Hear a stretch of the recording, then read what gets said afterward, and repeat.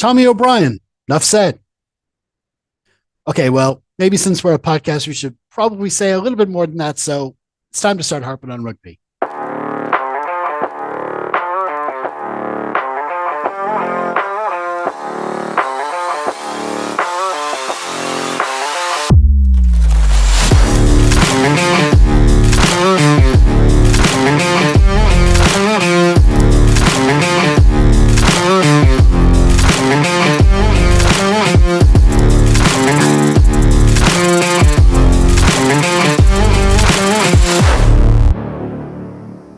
Hello, my name is Jeff Pagano, and welcome to Harpin On Rugby, where with the help of some fellow fans, I get the chance to harp on what's going on with Leinster, Ireland, and the wider rugby world. Joining me first this week is the owner-operator of the blog Post to Post Sport. This is his 33rd pod appearance, but overall, this now makes it a whopping 199 Harpin contributions over the years. Welcome back to Mr. Kieran Duffy. Yeah, it should be 10 years next month, so maybe the 200 appearance in 10 years will line up, but I expect my own dedicated special for the 200 contribution. Absolutely. I'll get the Harpin scheduling department Yeah. right on that. Also with this is someone who seems to be working really hard to win the prize in our Harpin Super Brew League. Not quite sure he realizes it's a prize for finishing last yet, but anyway, we're delighted to have him back for his 10th pod appearance. Hello to Mr. David Cordial. Thanks, Jeff. Happy to be here and representing Team Vibes. Indeed. Great stuff. Right. Let's crack on with that feature match of the week, which was, of course, Leinster v Ulster in round 15 of the 24-25 BKT United Rugby Championship. It was played at the Aviva Stadium on Saturday, April the 19th. After a couple of rainy days in Dublin, the weather did seem to behave around Lansdowne Road area on Saturday evening. It was cool, dry, little or no wind at kickoff time.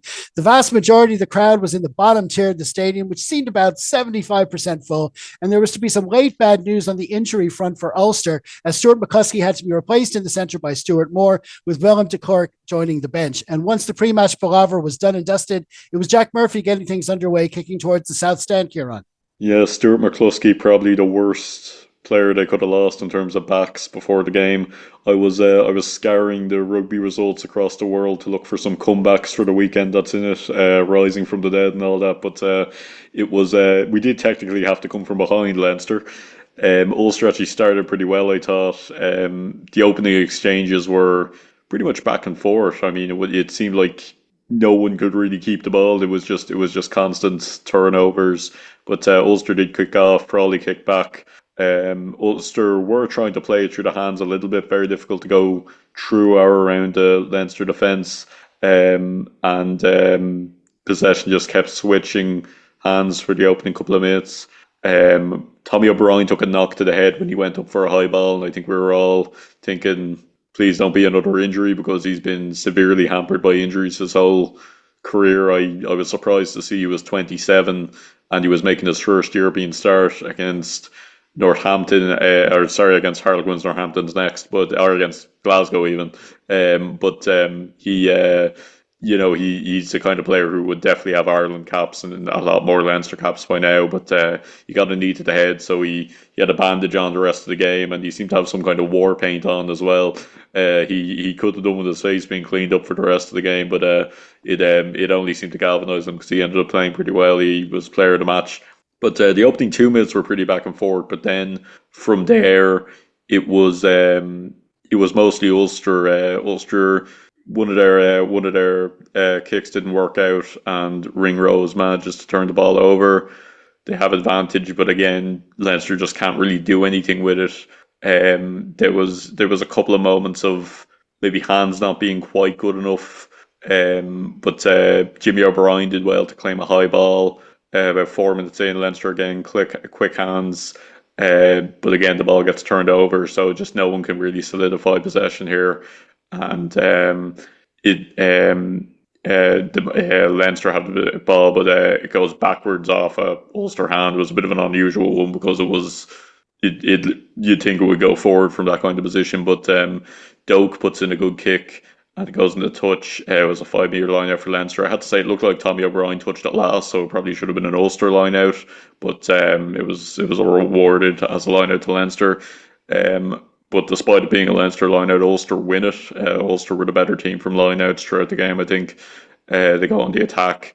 It's offside against Leinster. Crossfield kick goes into touch, so we come back for an advantage to Leinster. It's a very kickable penalty, and I was a bit surprised they didn't go with it, but they called a scrum. It's a good scrum by Ulster. Scrums were back and forth, I found, throughout the game before Leinster rang in the changes and brought on their, well, international front row, but in fairness, the starting front row was also an international front row, as is the depth at Leinster. But they use the ball, they have advantage, another penalty. This time they go for the post, which is the sensible thing 9 minutes in. So Murphy, who I don't think had a bad game, seemed a bit inexperienced, but that's because he isn't an experienced player. So he kicks the penalty for 3-0. So Ulster were definitely the better side in the opening 10 minutes. Leinster hadn't really got going, and could have done with getting their hands on the ball a little bit, but Ulster good value for a 3-0 lead. And from there, Leinster get a penalty off the scrum for Ulster not driving straight. There were a couple of occasions where Leinster won a penalty for Ulster not driving straight, and I'm always curious to know what the refs' view on these things are, because I mean it at times it seems like 6 of one, half a dozen of the other. But Frawley kicks the penalty to touch the line out for Leinster outside the 22. It's a good chance, and Henshaw makes a really good break. I think Henshaw had a very good game. We go through the phases. Usually Ringrose is making big hits, but he actually took a big hit by Stuart Moore, who then got injured while tackling him. He ended up down with a HIA. But Henshaw whips it inside to Jimmy O'Brien, passes it inside to Osborne. There are a couple of occasions where Leinster backs were trying to combine and just someone wasn't in the right position. Osborne knocked it on, and Ulster were able to get it clear. So that happened a couple of times. Osborne just needed to be outside Jimmy O'Brien a little bit, but he wasn't in the right position, and we had a few times where it just wasn't clicking. This is the time to not click, I suppose, with big European games. Well, one big European game and a potential European final and the URC playoffs coming up. But you'd hope those things are ironed out a little bit, and it probably comes from combinations not playing with each other. And then 20 minutes in, Ulster have possession until then, but 20 minutes in, we have a moment of magic from Tommy O'Brien.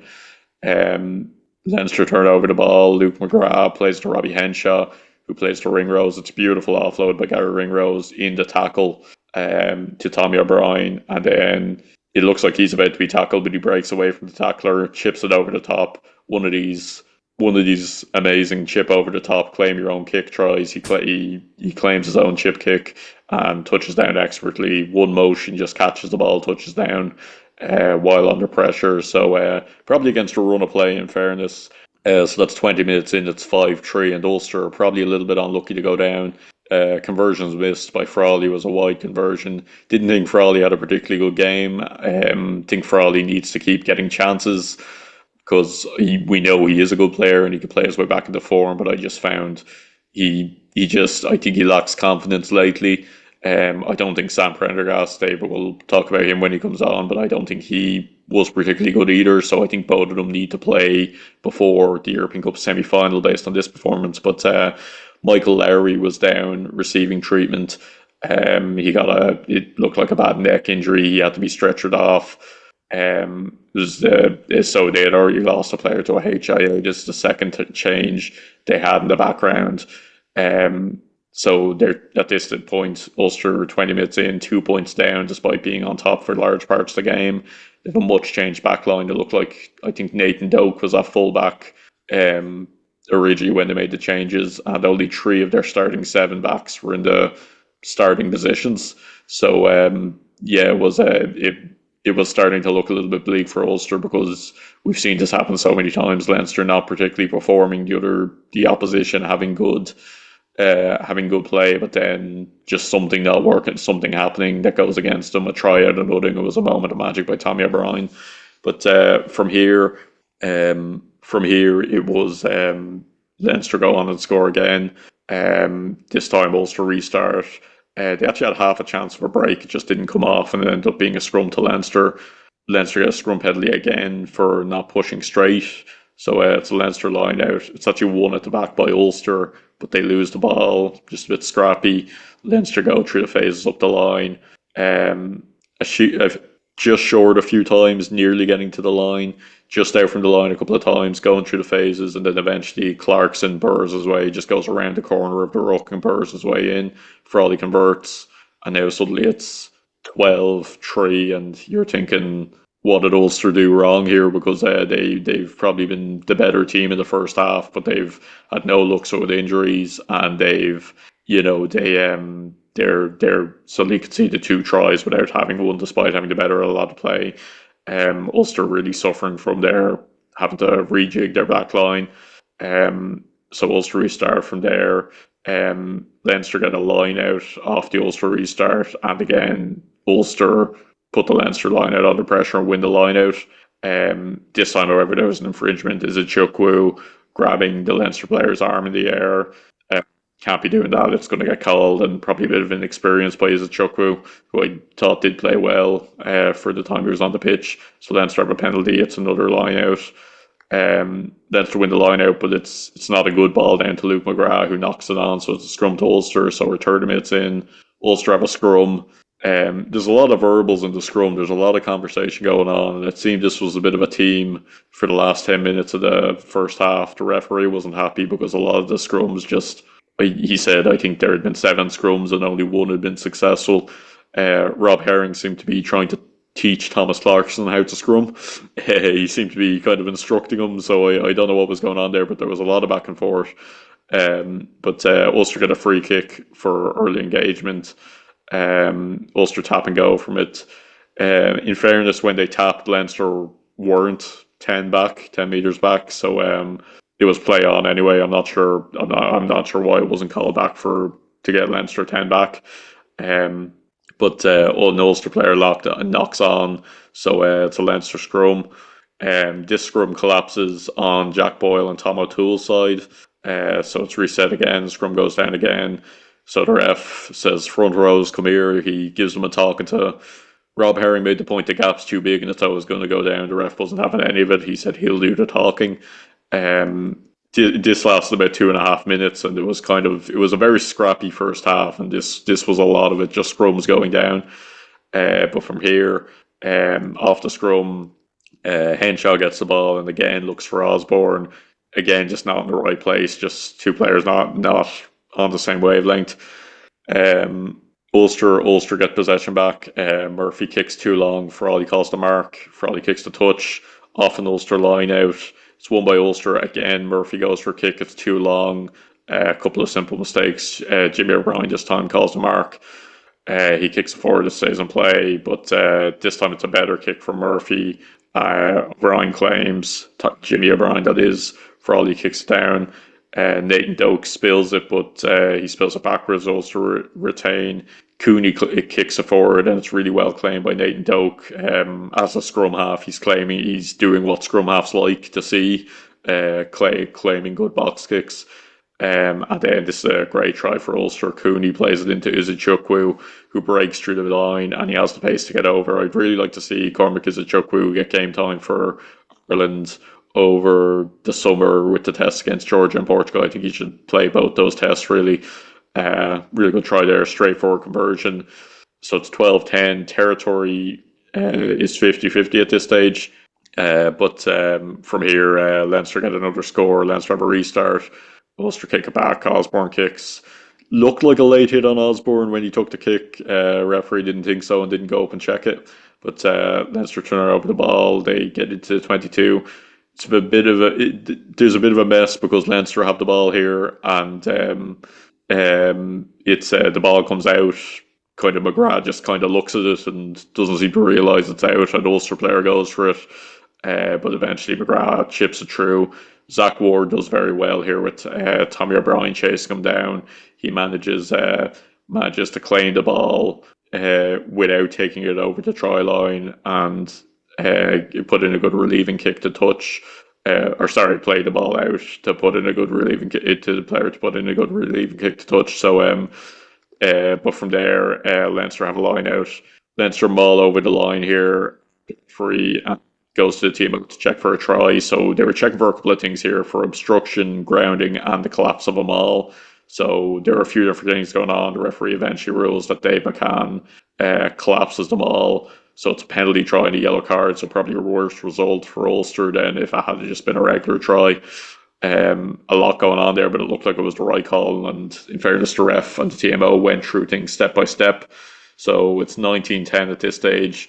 Ulster take the restart. Nothing comes of it. Osborne kicks out for half time. So very scrappy first half. Kind of typical Leinster this season, I think, before the last 2 weeks where it was not perfect, but we're leading, and then things start to click into gear a bit more as the game goes on. So 19-10 at half time, scrappy game. Leinster not doing anything particularly well, but just managing to hold Ulster off, who would have been good value for a few more scores. Yeah, I mean, a lot has happened in rugby since Ulster were last in Dublin in the URC, but that was a win for them, and it was and Nienaber was with us kind of technically at the time. We were just getting used to his new defensive system, and I think Billy Burns just had a thing to say about that on the night. They just found ways around it, but. I think my point is that they generally come to Dublin with a good plan to get at us in the early stages. It's just that they've been so hit by injuries. I mean, they're missing Henderson, Hume, Balakoon, Moxham, Carson, McElroy, Flannery, big injury list. And then just before kickoff, like you say, Stu McCuskey as well. And that was just before kickoff.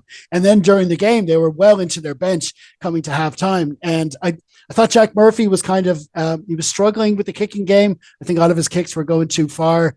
He just couldn't get them where they were going. But in a strange sort of way, their attack kind of improved when Cooney was on, and then you had Cooney and Doak kind of playing together. They both kind of do that. They play that kind of Ruin Pinar 9.5 kind of role for Ulster as well. So they've got that creativity, and they were getting some traction at times, like for that try. But then again, for Leinster, when we got down the other end, we were able to finish off scores. It was, and like you say, Izuchuku was playing well for them. He was stealing lineouts. He finished off that try, real strong finish after that superb reverse pass. I think it was Cooney did that, was it? Yeah, it was that the kind of reverse pass into him, and he just powered through to the line. But we were able to get our scores. Tommy O'Brien. It's like, what can't he do at this stage? I mean, a while ago we were talking about him with his try saving tackles, as if that's all he can do. But he's shown everything. In the last few weeks, it's like he's gone out of his way to prove us all the different things he can do as well. And that just not even a bother on him. Kick over the top, gathered. He earned the luck to get the bounce, beat his man, and got the finish. It was an incredible try. And like you say, we were all praying when we saw every time he goes down and he's being get any kind of attention. We're all anxious for what's going to happen. But listen, I think we just about deserved the lead at halftime. What did you make of it, David? It was a scrappy half. I think I think I mentioned to yourselves afterwards that I was a little bit miffed to give up Leinster's clean sheet. I mean, it was always going to be an impossible thing to maintain. Going one game without conceding a single score is an anomaly in any rugby match. To go two back to back is basically unheard of. So that was never really going to be a goer. And Ulster, to be fair to them, they put out a strong team. As certainly as strong as they were capable of, while allowing for their injuries. I thought the dual tries from Tommy O'Brien and Cormac Izuchuku kind of highlighted what impact you would hope both of those players could make. I was also kind of struck by the fact that I didn't realize Tommy was as old as he is, which I'll talk about him later in more detail. But yeah, just to see him kind of showing that kind of promise that we kind of hoped he would for a while is good. Same with Izuchuku, who was a bit younger, but also had one or two injury troubles. So just to see that come from them, and to kind of we look forward to seeing what we can get from them over the summer tour with the Lions gone. I thought it was encouraging to see how strong Leinster can be with what it was a significant amount of rotation. The drop off not as stark as it maybe was last season, where it really. There'd been a point maybe 2 or 3 years ago where it started to feel like Leinster seconds were the second best team in the URC. That definitely didn't feel like the case the last 2 seasons. The drop off was much larger. Now it seems like they're not it's not Andrew Porter starting, it's not Dan Sheehan starting, but the guys who are playing the same system.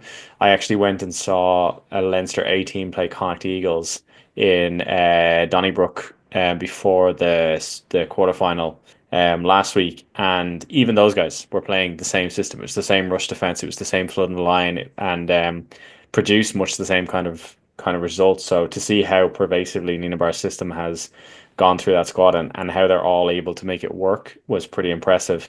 For Ulster, I think, as you said, the last time they came to Dublin, they got the win. I was at that match. It was horrific. It lashed rain the entire time. It was New Year's Day game. Billy Burns was just on one that day with his crossfield kicks. Did a very good job of cutting Leinster open and showing the frailties of that rush defence. And even at the very death, it was a Harry Byrne missed kick to touch where he tried to get more on it than maybe there was going. Stockdale, to his credit, was able to get a hand to it. So even though it bounced into touch, because he touched it in the air and it was past 80 minutes, it meant the ball had technically gone dead. I was kind of hoping that Kieran Frawley might step up and just slot one from the distance, but they were good for the win that night. I think the thing that really hurt them yesterday was that for a few years, Ulster's backs have been better than their forwards. And to be missing Stuart McCloskey, it wasn't even mentioned because he was missing before it, but James Hume as well, to have to rejig their back line so early on, as good as you could put that joke on the wing, it's still a lot to have to do that. If they were going to have a chance of winning, they were going to need to be able to play through their backs, and once that aspect of the game was neutered a little bit, their forward pack was just never going to be able to live with Leinster. So I think they can take a lot of solace knowing that what happened in the last two matches that Leinster played, but I think Leinster will have been relatively happy to come out of that half 19-10 up. Yeah, I mean, the penalty try yellow card is a killer at any stage of the match, but just before halftime, when you're trying to get something out of a game at the Aviva Stadium, is always going to be bad. But as for Leinster, yeah, you made the points of the systems throughout the entire squad. I mean, that's an important thing, because I mean, we're in the business end of the season, and just one or two injuries, any of these players could find themselves playing Champions Cup rugby as well. So it's good to see that they are all included. But anyway, listen, we stretched to a 2-score lead before halftime, and like you say, the halftime score was Leinster 19, Ulster 10.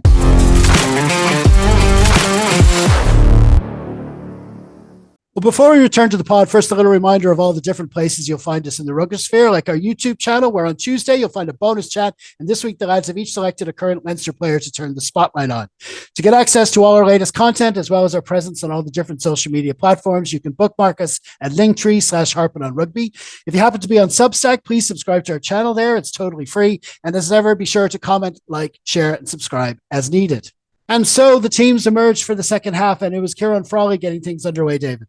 Yeah, so Frawls took the restart there. Ulster very unlucky coming out of that first half to now be down to 14 men, and would be for the first 9 minutes of the half. I think haven't got the yellow in the 39th minute. So Frawley restarts and Ulster go to gather it, but right in that very first ruck, the ball slipped clear, and Luke McGrath is able to scoop it back up. Leinster then go wide out to the left wing. Some nice hard carrying from Alex Soroka, who I thought had continued the form he's shown since managing to stay injury free recently, and had a bit of a barnstorm run at the left hand side. Leinster then came back, moving coast to coast quite quickly. They came back from left to right, and some nice passing and some pretty hard carrying from Gary Ringrose as well. Got them up into Ulster's 22. They tried to go back out left then again, pulled defence, but the ball came off. It was off Soroka. It was an attempt to get it wide. He dropped it, but it luckily dropped it backwards, so they lost some ground, ended up back outside the 22. But they got penalty advantage then at a scrum. I think it was for Ulster playing the 9, but ended up not needing it. There was, once again, they put together some quick passes. I think one more ruck, a nice run from Jamie Osborne, kind of veering out to the right edge, and then sent it wide, and it was Scott Penny managed to put Gary Ringrose away in the corner. So within, I think it was 2 minutes of the start of the second half, Leinster were over for their try bonus points score. There was an extended TMO check. I think the TMO check took almost longer than the phase of the play took to put it together, but eventually they were satisfied that the ball had not in fact been knocked on. So the try stood, unsuccessful conversion from Kieran Frawley. So it was Leinster up 5 points. Ulster go for the restart. Leinster cleared it long, but keep it infield. There's a period of kick tennis here. It's happened a couple of times over that half. Actually, heard someone nearby me actually give out about it vocally, which I kind of agree with. But neither side in this case were kicking long or short enough to draw the other into the back into the game. Ulster eventually tried to play it out, but were stopped dead in their tracks, so opted to kick again. Leinster won back possession, played a couple of phases in their own half, and then they decided to kick again. Ulster do the same, more tennis, broken by the odd phase here or there. And Ulster eventually got enough of an angle on it. I think it was Doak was able to put it into the corner in the Leinster 22 for a Leinster line out. At this point, I think it was 5 or 6 minutes in, Leinster opted to deploy their own version of the bomb squad, replacing the entire front row. So Porter, Sheehan, and Furlong came on to replace Boyle, McCarthy, and Clarkson on around 46 minutes. Leinster play off the top of the line in the 22, cleared halfway. And Ulster, I think, replaced Alan O'Connor with Kieran Treadwell and Cormac Isachukwu. It was an interesting time to pull him off as early as he was because he was going quite well up to that point. Might have been a player management kind of thing, or possibly a reflection of how the game was going. But they replaced him with Matt Dalton. Ulster overthrew the lineout, but Jack Murphy was able to regather off the back of it. Leinster infringed the ruck, and Ulster able to kick downfield.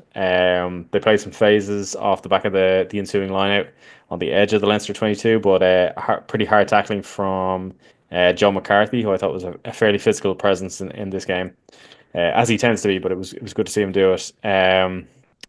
Gave up another ruck penalty. Want to emphasise, it sounds like those two were linked. It wasn't Joe McCarthy who gave up the ruck penalty. It was Andrew Porter. Just to clear Joe's name. Ulster go to the corner off that, attempt to set a maul, but I think it's Alex Soroka infringed by collapsing it. So Ulster went to the corner again.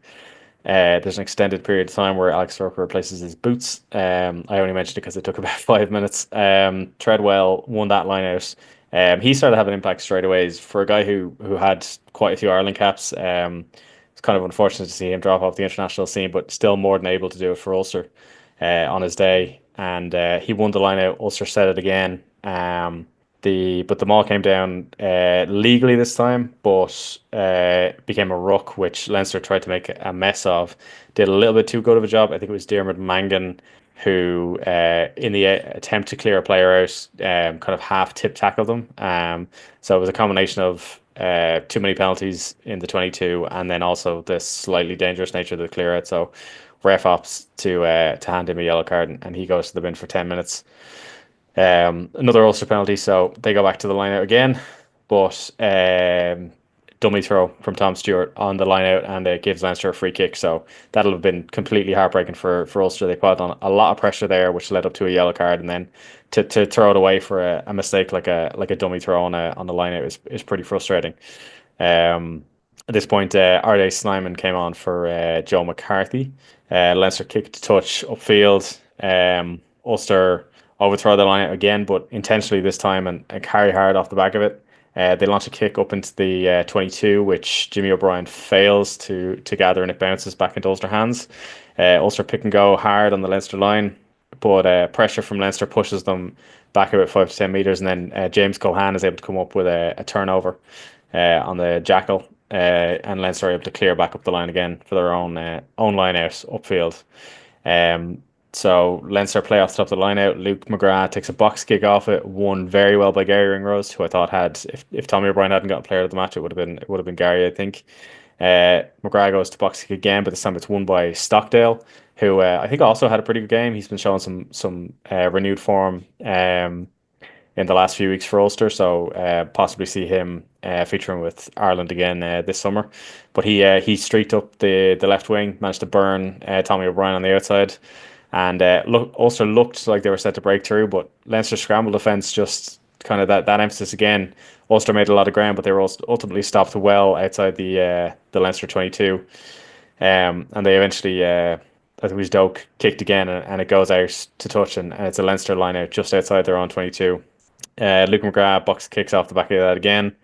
Gathered again by Leinster, this time inside Ulster's half. There's some hard carrying from Gary Ringrose, Alex Soroka, James Cohan, and then a really beautiful bit of play. It's probably the play of the match for me. There's a short chip over the top from Kieran Frawley.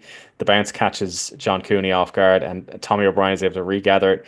He's in the Ulster 22, but he's surrounded by about 5 players, so he just turns to his right off, I think, his bad foot, and then chip kicks across the field, and it bounces up for Dan Sheehan to go over in the corner. In just what was as a run of play, you're never really sure what exactly was about to happen next, and the finish was just something else. So absolutely well worth a watch if you get a chance to look back on that one. Dan Sheehan score in the corner. Unfortunately, another bad conversion from Kieran Frawley. Might talk about that a little bit later. Ulster take the restart. Leinster clears. Again, we have more kick tennis. Eventually, Leinster carried up into Ulster's half, but a loose pass gives it to Ulster, who kick through, but they just kick slightly too long, and it bounces into Leinster's in goal, so they're able to ground it for a goal line clearance. Ulster kick and win it back in the Leinster 22, but a strong tackle from Jimmy O'Brien. I think he took. I don't remember. I think it was one of the Ulster replacement front rows. He just hits him from the side when he's not watching it. It forces a knock on. Um, and so it's a Leinster scrum at this point. Sam Prendergast comes on to replace Robbie Henshaw, interestingly. So they keep Kieran Frawley on the pitch. Uh, Fintan Gunn comes on for Luke McGrath as well, and Liam Turner comes on to replace Tommy O'Brien. I think the ultimate shuffle, it looked initially like it was going to be Frawley to 12 with Prendergast to 10, but I think Frawley actually dropped back to 15, and Jamie Osborne came up to 12 with Turner slotting in at 13. Yeah, 13 it would have been. Marcus Ray then also replaces James McNamee for Ulster. Leinster get the scrum of their 22 and they win a scrum penalty off of it. Prendergast kicks them back up to halfway. Leinster overthrow on the line out gathered by Osborne. Carry hard from Leinster. They put some nice offloads together, but Ulster are able to get over the ball and turn it back over. Ulster kick down the line for a line out in the Leinster half. They put some phases together, but it's Leinster's defensive pressure. They actually, from a point where they started inside Leinster's half, the defensive pressure pushes them all the way back to just outside their own 22. They continue going through phases for a little while, eventually attempt to chip and chase, but it goes into touch. Leinster play off the top of that line out, and then a lovely Gary Owen from Prendergast, won by Ringrose, deep in Ulster's half. Leinster go quickly, and Gunn grubbers it down into the corner for an Ulster line out on their own 5 meter line.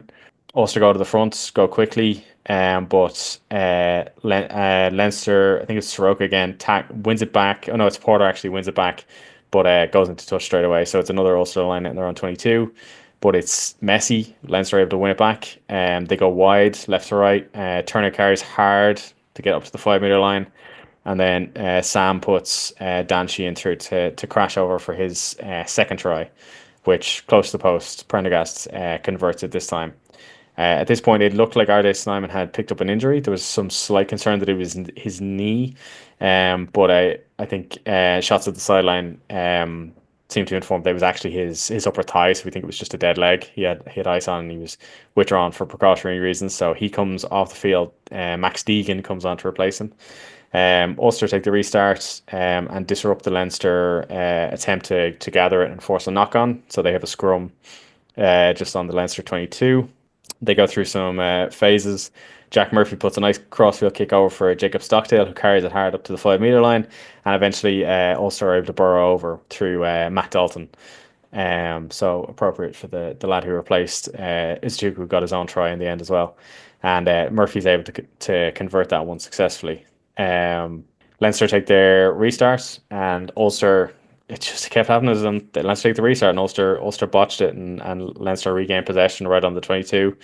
They attack, but ultimately knock it on, and Ulster get a scrum in their own 22.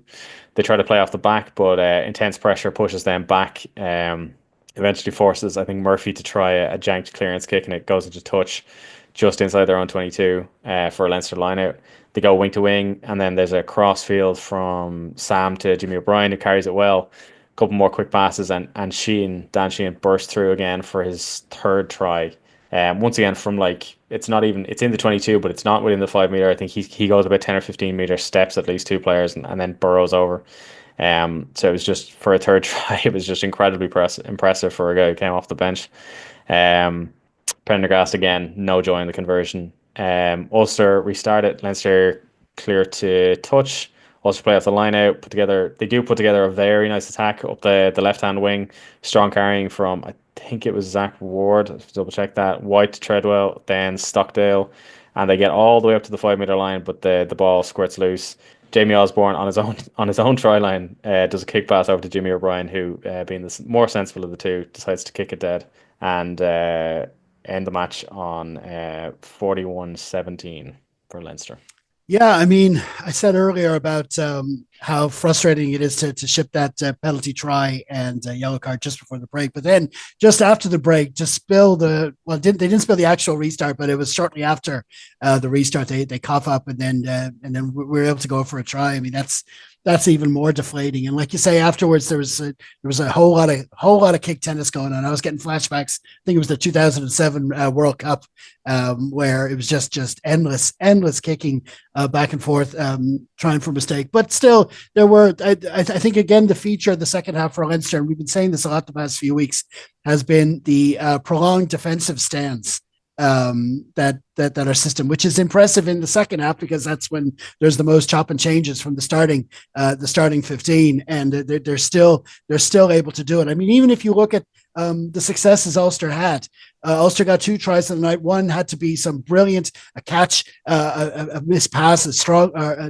A disguised pass and a strong run, and then the second one that came after another series of 15 phases with it when the game was practically already over. But there was already 2 sequences, one near our line, I think it was another 14, 15 phases, and Cohan got over for the jackal to finish it. But then that one you mentioned where they were just driven back. It started with an attacking line out in our half, and by the time they were actually keeping the ball going really well. They were managing to offload, but they'd get forward 10 meters, and then with the double hits, they'd be driven back 15 shortly afterwards, and then eventually they'd lose it. Now this is all going to hopefully stand to us in the matches later in the season, because those, to have a strong defensive second half, I mean that's an important weapon to have in those knockout games, obviously. But we'll see if that pans out. But yeah, listen. Apart from that, Kieran Frawley, we keep saying he needs game time, and he is getting it. It's just we haven't seen him producing as yet. Ironically, it's looking like at the moment I'm thinking Sam and Ross are the two tens. We're looking for the knockout games at the moment. They're the ones in form. I don't know. We'll see. We'll see. Maybe Frawley, they'll start him against Scarlets. But if he doesn't get the knockout games, the best thing for him would be to be the number 10 on the Ireland tour, which is strange in the summer. But I suppose that depends on who goes to the Lions. So he needs the games. You just want the games to be there for him, and he does need a run of them in that position to get his confidence up. But anyway, what did you make of that second half, Kieran? Yeah, I think the crucial moment was David outlined there that just after Mangan's yellow card, Ulster have a line out, butcher it, and then ball gets cleared. They come back a few minutes later, successive phases, Culhan turns over, and again, that would just be so deflating. And I think that's as good as Leinster have been the last few weeks in attack. I think that kind of defense where it's almost a psychological warfare thing, you can just completely deflate the other team by just wearing them out and winning penalties. So I think defensively very good. Interesting to see Prendergast go to 15 and the kind of reshuffle that happened. You think the most straightforward thing would have been put Sam at 10 and put Kieran Frawley at 12. Maybe it's a case of just try, like in those knockout games, we know we have a European Cup semi-final. We know we have at least a home quarter final in the URC, and those knockout games, if there's injuries, you might need to reshuffle a bit, particularly if there's a 6-2 split involved. So maybe it was a case of that. I think I agree. I think Kieran Frawley just needs a run of games. I nearly not worry about not even consider him for the semi-final against Northampton, and I'd nearly go with Sam and Ross for that, and start him against Scarlets and Zebra and tell him, look, those are your two games to get back in form. Glasgow is obviously, we don't know if we're going to have a game the following week in the European Cup. We know we'll have the quarterfinals 2 weeks after, so that's obviously there could be permutations based on finishing top, but. Yeah, I thought RG Snyman's injury obviously a concern, but I think it was the sensible thing. Just no need to risk him. He's the kind of player I think because he's been injury prone in the past, he's the kind of player just don't risk him at all before these games. Like just take him off. We had the game won at that point, so there was no need to risk him. But yeah, look, I think defended really well, clicked into gear a bit more in attack, and I think that's the. I think I was thinking about I haven't been able to stop thinking about the Champions Cup final last year where Toulouse weren't particularly good in the first half or in the second half, but they managed to just keep us at arm's length in the first half and keep the score level, and then they click into gear in extra time. That's what we need to do in knockout rugby, and it's important that this starts now. And the clinical nature of the game, I don't necessarily think we need to be playing on our own try line with the clock in red, but I think the clinical nature and the constant defensive standards are really important because those things are definitely going to come up. Knockout rugby is entirely different. So, one concern would be our place kicking wasn't good today, but that's something that probably, and again, that's probably Rosberg is probably our strongest place kicker. And that's something Harry Byrne will need to be good at next season. But yeah, generally speaking, I think, look, job done. Interpros are always difficult. They're derbies. You never know how they're going to go. So yeah, job done. Satisfying win in the end. And on to next week against Scarlets. Yep, decent night at the office. And like we said, the final score was Leinster 41, Ulster 17.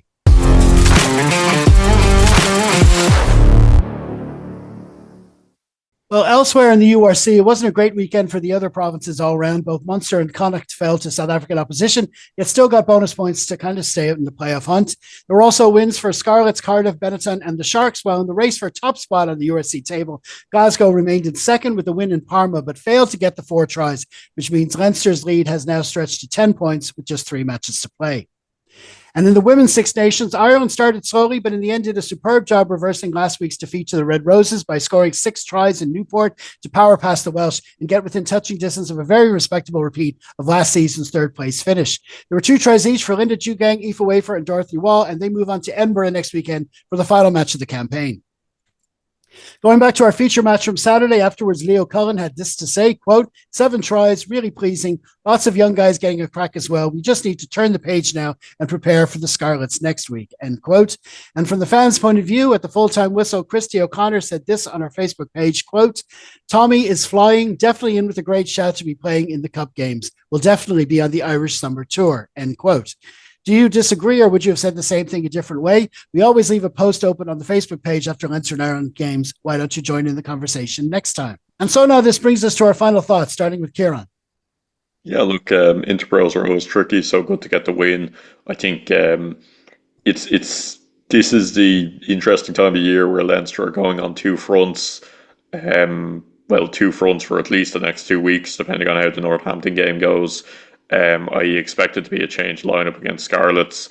I was saying in the WhatsApp group, I think, a bit of cotton wool is necessary, but thinking about it, I don't think maybe as much as we've done in the past. I don't think we necessarily need to wrap everyone up. RG Snyman, you think James Lowe and Hugo Keenan, because they've been injury prone in the past and because they're very important players, I would wrap them up. But everyone else, you think, let them get game time, let them stay sharp. We have the depth to do things. So unless a player is injury prone or carrying a knock, I'd nearly say they don't need to be wrapped up just yet. I think Scarlets is a winnable game. I think a win against them and against Ebre guarantees us top spot. Anyway, I'm not sure on the permutations, but looking back, it was job done and a good, comfortable win. Wasn't the best of games, in fairness. I think Ulster can probably feel aggrieved to not have taken at least a try bonus point out of, and that was more down to Leinster's defence than anything else. Ulster very unlucky with injuries. Coming off the game, I think Tommy O'Brien has to play for Ireland over the summer against Georgia and Portugal. I'd like to see Cormac Izuchukwu as well, because I think he did reasonably well when he's got his chance for Ireland. Um, I think there's a few players, and obviously just almost talking about Leinster get the most. Have the most players in the Ireland squads. I don't think it necessarily needs to be that way. I think that's just the way it is right now. But I'd like to see Tommy O'Brien, this Chuku start both those games. That's an interesting one. Does Sam Prendergast, Kieran Frawley, or Jack Crowley play there? Because if one of them's probably going to go on the Lions tour, so you'd imagine that means the other two probably go, and Kieran Frawley's the one who needs the most game time. But at the same time, if you're making so many changes to your lineup, you probably need a bit of continuity with either Sam or Jack Crowley starting there. So it really depends on line selection. But yeah, look, job done, good win. I think Leinster managed the game well, weren't brilliant in the first half, but managed to click in the gear a bit more in the second half and win the crucial moments. So good Interborough win, and 6 out of 6 in the Interboroughs as well, I think is a big achievement. Yeah, absolutely. I mean, you can't have any real complaints. And Leinster have definitely put out stronger teams in the URC this season, right from the very start. And so they've kind of they've gotten the record to show it. And you would think that they're going to put out a weaker team maybe next week with Northampton in mind. I mean, Glasgow are playing the Bulls next week, so that won't be easy. That won't be easy for them. So there might be a chance to get even closer to clinching the spot, but I suppose they do. Leinster do have to manage their games. We'll just have to see what they do. What do you think, David? Yeah, no, I think Leinster have possibly overmanaged things at this stage of the season. In the last few years, you say that because it didn't work. We came within one score of beating La Rochelle 2 years ago. We actually drew with Toulouse, and were you know the width of a post on Kieran Frawley's drop goal away from winning against Toulouse last year. And then I think the losses in the URC can always be chalked up to the emotional come down from having lost the Champions Cup beforehand. So it is a case of it very nearly worked the last two times. You make that argument for a change, or maybe just the minor stuff fine tuning. Um, I think particularly when it comes to the younger players, more is always better. You want more games in them, and they can rest when the season's over, or they can go on the Leinster when the season's over. But they're here to play. Snyman, I think, given his record, is probably a reasonable one for resting. The one I could both see resting, but also would want to flog as much as possible, is Jordy Barrett. I wouldn't rest him because I think he'll get injured. I'd rest him because he really only has one job. His job is to win the Champions Cup. We don't need him for the next 2 weeks. But I equally think you could put him out in every single game from now to the end of the season and give him 80 minutes in every single one, and he'd play brilliantly and he wouldn't get hurt. So, however Cullen sees fit to deploy him, I think we can get a lot out of him.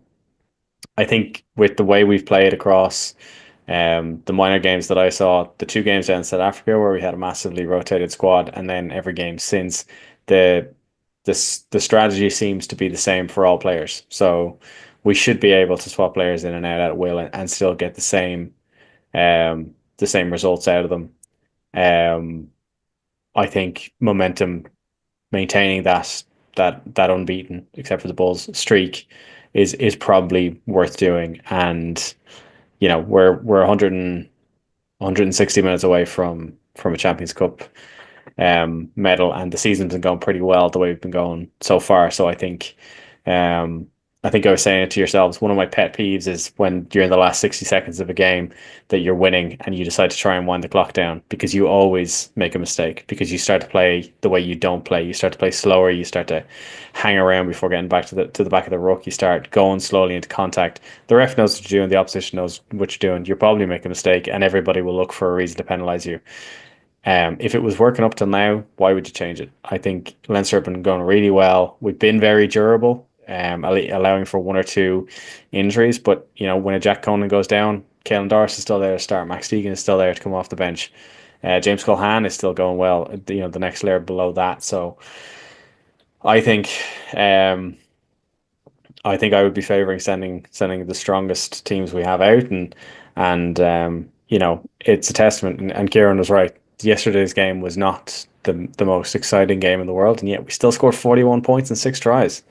That's the low water mark for what we're capable of. So no, I think keep the foot as far down the pedal as it is at the moment. I actually think Leinster have another gear to go up even beyond this.